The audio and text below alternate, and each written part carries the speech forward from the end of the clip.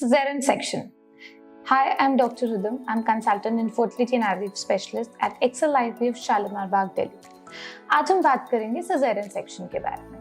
Caesarean section ये surgery device ही इसलिए हुई थी ताकि बेबी के लिए और मदर के लिए चाइल्ड बर्थ को सेफ बनाया जा सके। तो वो सभी कंडीशन जिनके अंदर वजाइनल डिलीवरी या तो पॉसिबल नहीं होती है या वो रिस्की होती है, उन सब केसेस में सिजेरियन सेक्शन किया जाता है।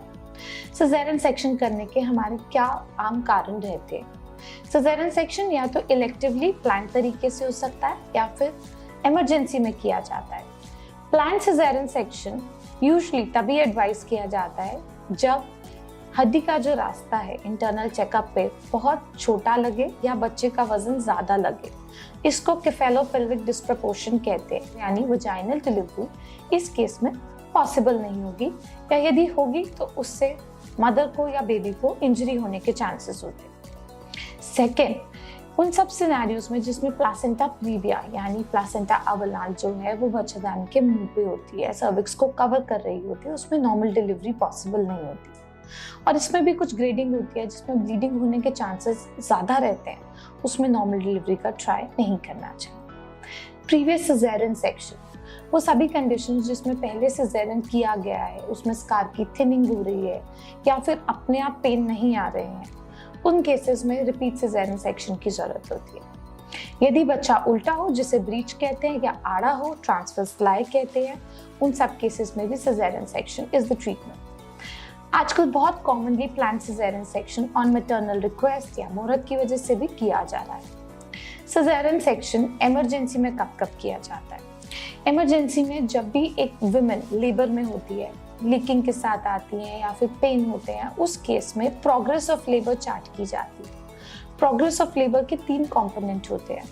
सबसे पहला, बेबी की हार्ट रेट ठीक चलनी चाहिए। सेकेंड, बेबी का हेड टाइम के साथ नीचे डिसेंट करना चाहिए और तीसरा, सर्वाइकल डायलिटेशन यानी बच्चादानी का मुंह खुलना चाहिए। तो ये तीनों चीजें अगर ठीक चल रही होती हैं तो नॉर्मल डिलीवरी के चांसेस रहते हैं, बट अगर हार्ट रेट खराब हो रही है या फिर सर्वाइकल डायलिटेशन नहीं है या हेड डिसेंट नहीं है तो नॉन प्रोग्रेस ऑफ लेबर या फीटल डिस्ट्रेस के चलते सिजेरियन सेक्शन की जरूरत पड़ती है। कभी बहुत एक्सेसिव ब्लीडिंग हो, उस केस में सिजेरियन सेक्शन की जरूरत होती है। फेल्ड इंडक्शन यानी दर्दें पैदा की गई दवाइयों से, इंजेक्शन से फॉर वेरियस रीजंस कि बीपी हाई था, शुगर ज्यादा थी या बच्चे की ग्रोथ एडिक्वेट नहीं थी, पर ये सारी दर्द की दवाइयां देने के बावजूद भी एडिक्वेटली पेन या तो इंड्यूस नहीं हुए या फिर हमारा प्रोग्रेस ऑफ लेबर अच्छा नहीं हुआ, तो उन केसेस में भी सिजेरियन सेक्शन किया जाता है।